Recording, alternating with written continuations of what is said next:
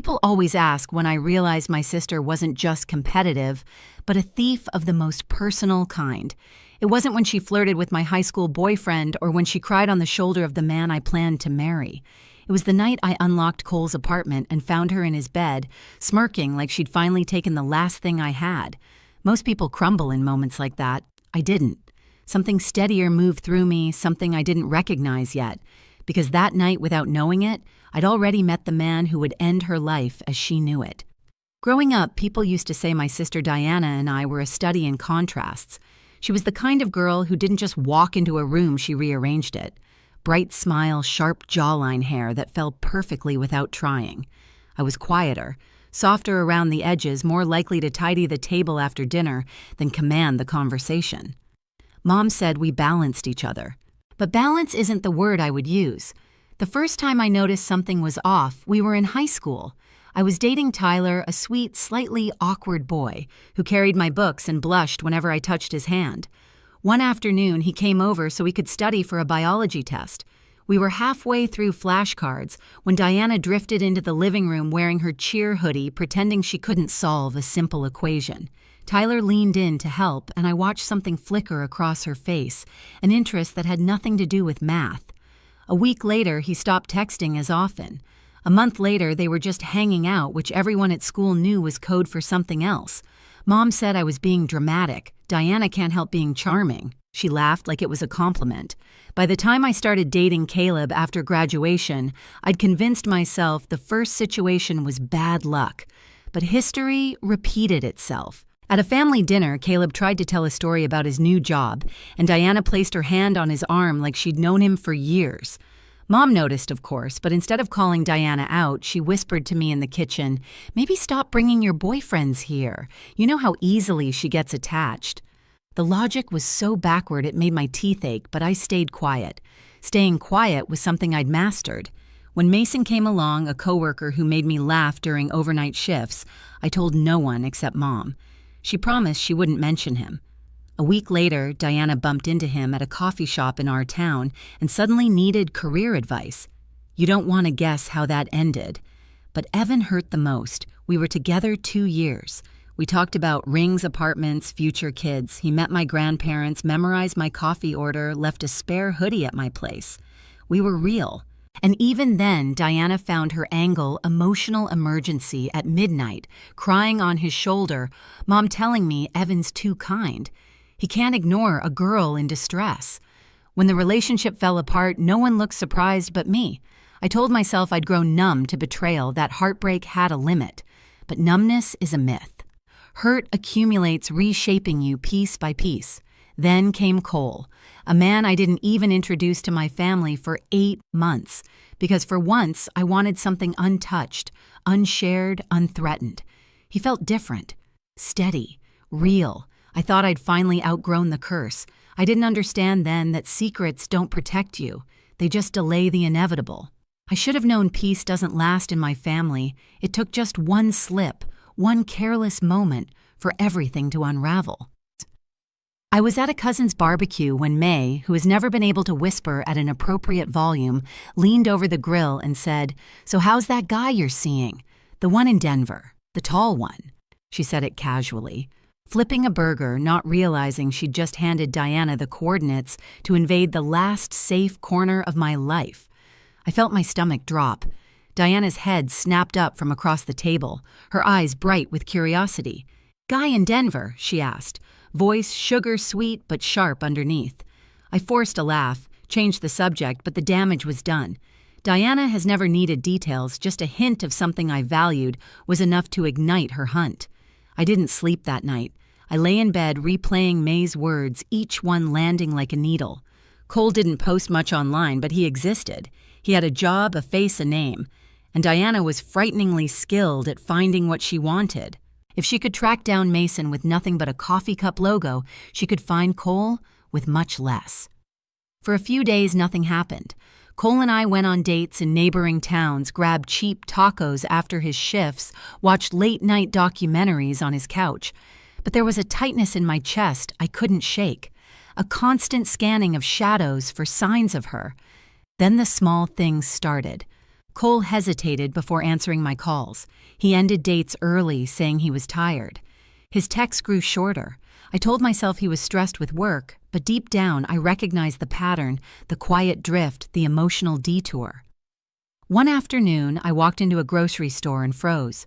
Diana stood in the produce aisle wearing an outfit she never wore in our town, too polished, too intentional. She wasn't holding a basket. She wasn't shopping. She was waiting. And when her phone lit up, she smiled at the screen in a way that made my skin go cold. I didn't confront her. I just walked out with my heart pounding and my throat dry. I told myself I was being paranoid, but the truth is, you can't mistake the scent of smoke when you've lived through enough fires. 2 nights later, Cole canceled our dinner, saying he needed some alone time. His voice was distant clipped. Something inside me tightened, but I didn't push. I just said goodnight and sat in silence long after the call ended.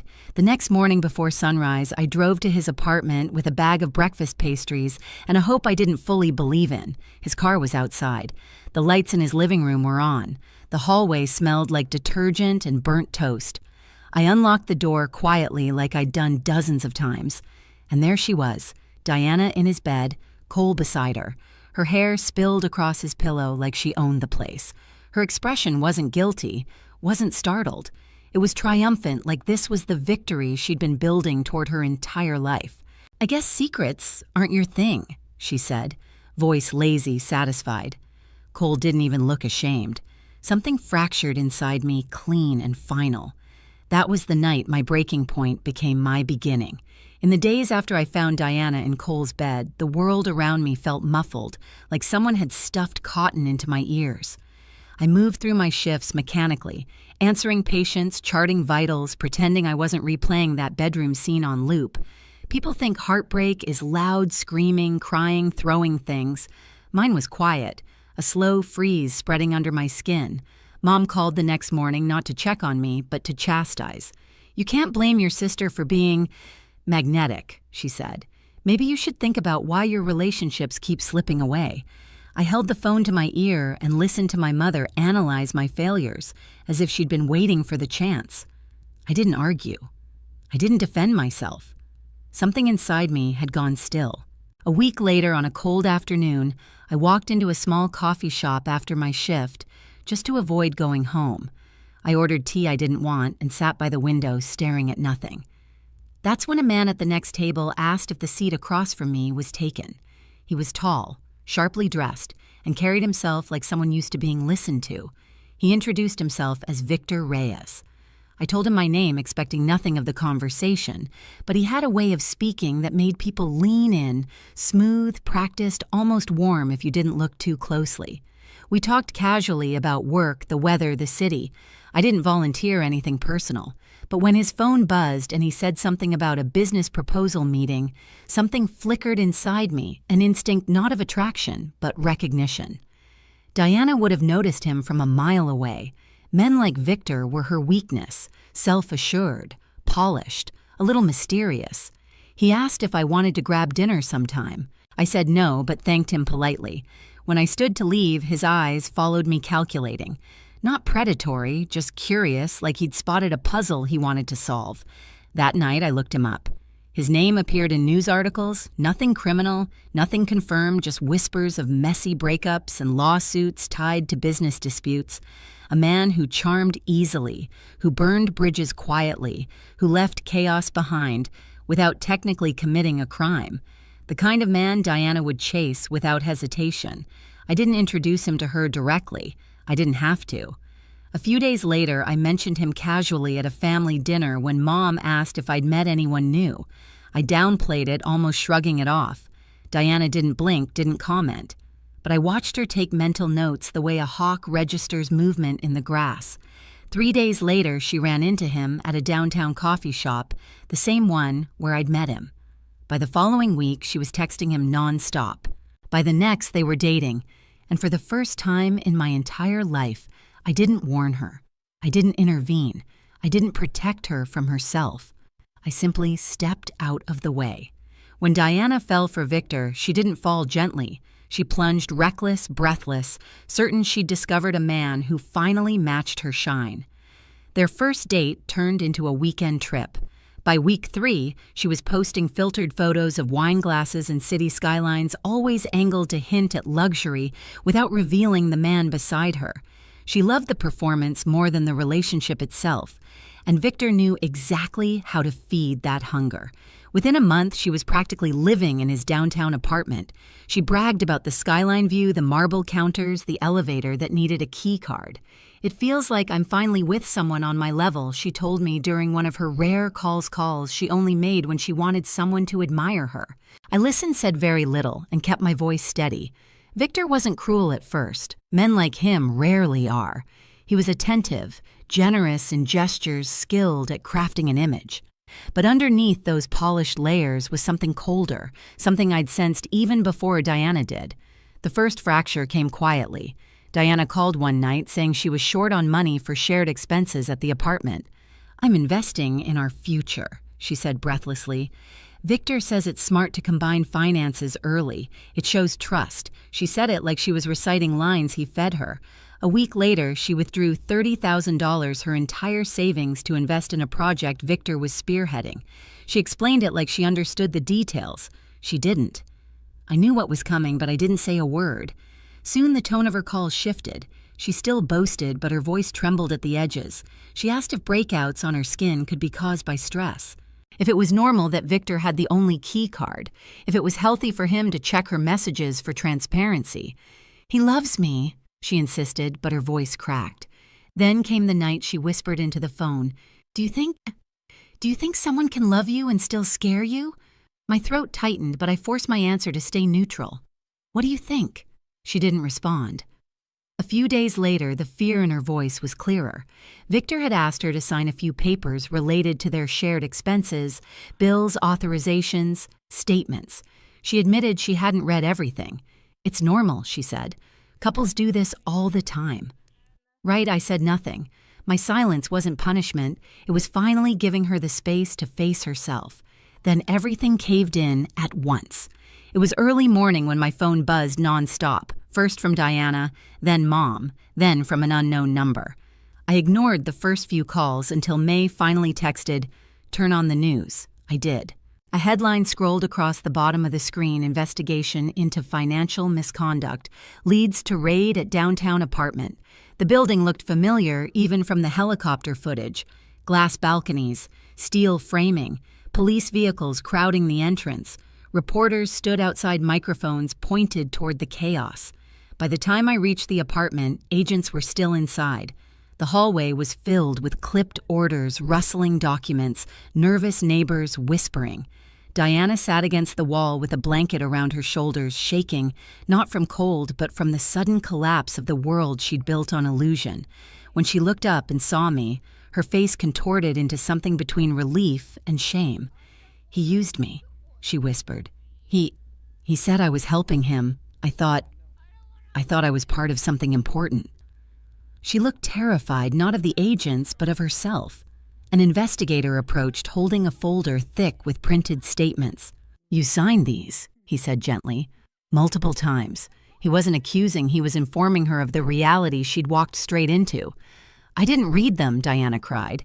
"He told me they were routine." The agent nodded sympathetically but remained firm. "Not reading them doesn't erase liability." That sentence cracked something in her. A sob tore out of her chest, raw and unfiltered. Mom rushed in moments later, frantic hair messy, like she'd sprinted the entire way. "Where is she, Diana? Baby, talk to me." She knelt beside her, cupping her face.